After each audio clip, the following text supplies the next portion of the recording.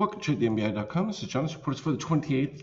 Well, as you can see, we haven't really gone anywhere. Nothing's really moving.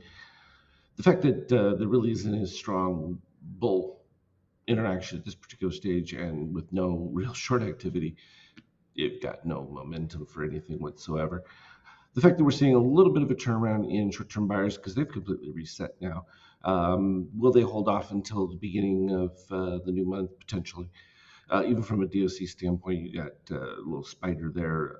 The brief short interest died off very fast, and we already have green moving back above cyan, with cyan always a buy under red anyway, so nothing's changed from the original breakout readings. And again, a lot of this is just the macro situation. The economy seems to be okay, but not great, with a lot of trouble areas, which is encouraging because they think that the Fed will then be forced to ease, but also not encouraging because once those kinds of things start, you never know how far or deep they'll go, and that creates an uncertainty.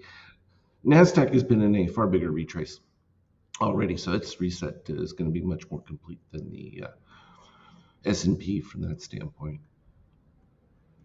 When we look at it from a treasury standpoint, the market is still believing that a little bit lower rates are in the horizon, because we're right in the neutral period. We had that period where there was excess, where the market thought that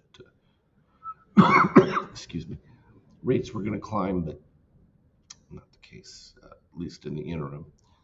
And most of that's been salvaged because of oil, and the fact that it's still in this mid-range, still higher than it should be, but at least from a growth standpoint, but not so terrible that it's destroying everything. Of course, they're all going to be talking about Black Friday, blah, blah, blah, blah. Of course, it's going to be a record number, but record number simply because inflation and that have caused prices to go up. So you could have relatively the same or less spending as a product exchange and have a bigger number.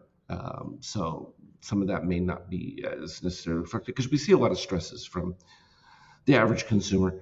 And I think it's a popular meme on some of the social media where they show the previous years of people, clamoring at the doors of stores to get in, and then this year's where no lines, you could just walk right in. From a gold standpoint, late to the game, but doing its expected rise. I mean, there was only a certain period that they were going to keep that suppressed beyond what it should be, and we're not seeing any activity from the crypto after the expansion move. And that's just also a wait and see until there's some macro event that's going to, start to create or generate some kind of excitement, or we see a build of a player big enough to make a move.